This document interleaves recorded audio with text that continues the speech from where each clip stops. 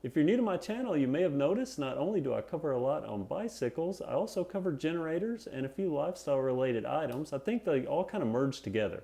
Seems that people that like bicycles also have an affinity for generators and vice versa.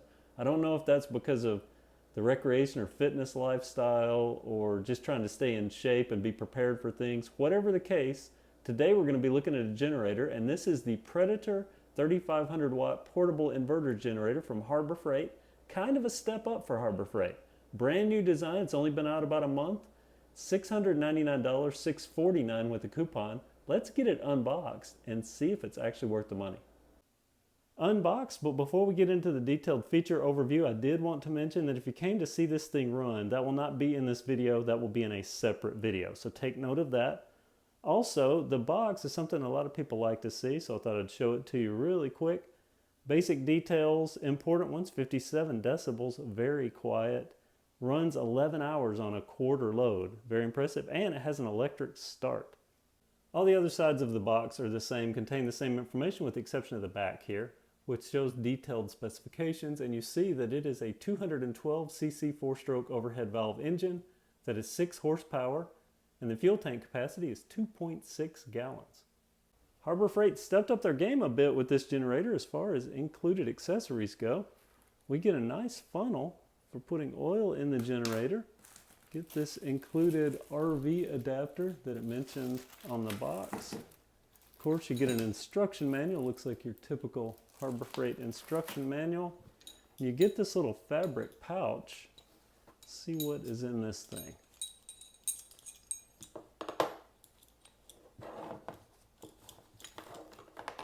Looks like we get a screwdriver, a spark plug wrench. Wow, that is a long spark plug wrench. So that thing must be way down in there. And this is our DC connector for battery charging. We'll start up top, and before I even get into that, I'll mention that this is not your typical Harbor Freight quality plastic. It feels very solid and very decently made for the money.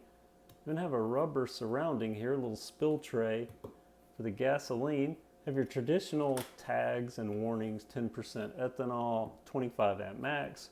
Start instructions kind of all over the generator. It does have these metal handles, and the generator is very well balanced. So between the front and the rear, if you have two people, it'd be very easy to carry with an equal load. Underneath the gas cap, have a chain. So you won't lose your gas cap, and you also have a red fill level indicator inside the tank.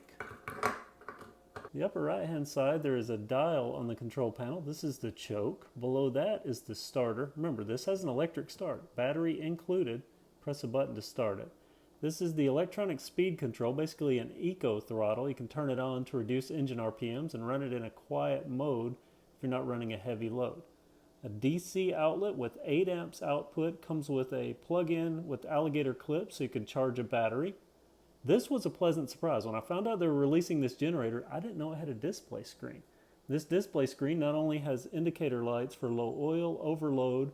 This output light will turn on once the generator has started up enough to build up an output level that's safe to plug things to. But this screen will also display information like voltage, amps, wattage, and it's an integrated hour meter. Very nice. Working our way to the left, we have two 120 volt AC outlets with a dedicated reset switch. Beside that, 120 volt AC 30 amp outlet. I believe this is what you would plug that RV adapter that was included into. It's a reset switch for that outlet. The two outlets beside that, rubber covers over them, positive and negative, and this is for the parallel kit that you can buy. You can run two of these in series and double your output. Below our control panel, we have an access port here that houses the battery. Now remember, this has electric start, so there's a battery included in here. Below that, we'll look at it in just a moment. Below that is a lever where you can lock your front wheels, keep the generator from moving while you're using it. Removing the access cover, foam insulation on the inside. Didn't expect that, nice touch.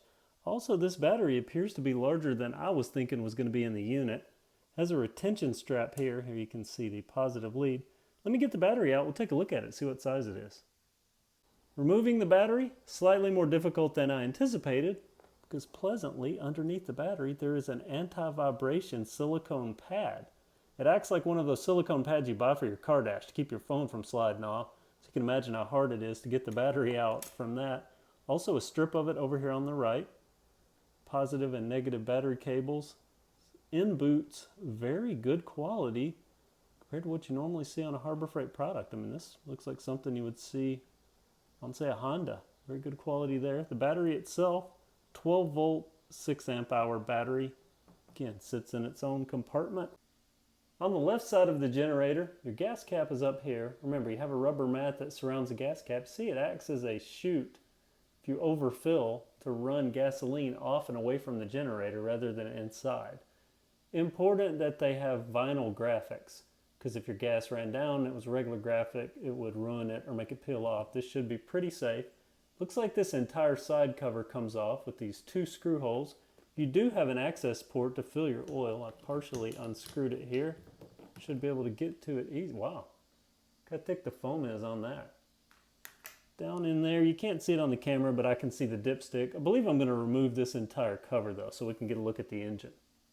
The side cover, another shock. Not only is this got padding insulation on the side, but you have tabs in 3 places as well as 3 on the bottom that correspond to tab holes that have rubber grommets in them to cut down on vibration. Did get a little bit of a Harbor Freight smell when I opened this up, so some of the rubber quality I'm assuming like here and here, not quite as good as on the outside of the unit, but overall very compact engine, seems to be very well designed. Let me see if I can get a better angle so you can see the dipstick and maybe get a peek at the inverter on the inside. There's not really much to see inside the engine compartment because this is a ducted and shrouded design. That's just the nature of these enclosed generators. But what we can see is a round metal gas tank, and yes, I did say metal. A curious choice because in the instructions they go out of their way to mention not to use gas from a metal gas can, only from plastic. Yet they include a metal gas tank. My guess is that is because it is only about an inch away from this 212cc air-cooled engine.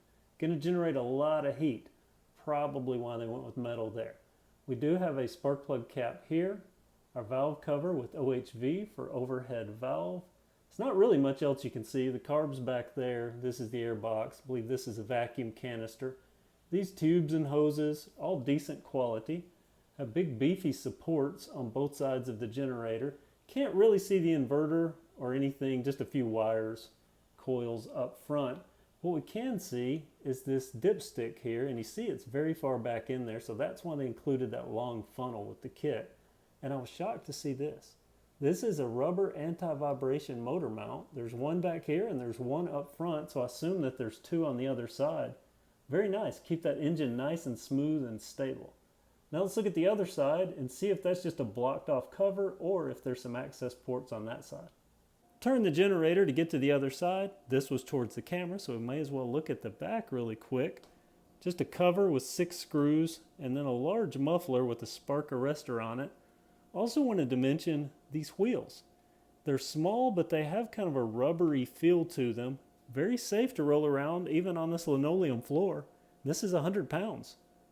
The right-hand side does not have an access cover, at least the red part here. We do have a pull start, and the housing around this pull start, it's metal. Magnet sticks to it. Didn't expect that. Now again, no access cover here, but what we do have are 3 bolts on the bottom. It looks like this entire side can come off with just 3 bolts. That's going to be it for the feature overview on this Predator 3500 inverter generator from Harbor Freight, item number 63584. In the next generator video, we'll get this prepped and fire it up and see how it runs. Thanks for watching and have a great day.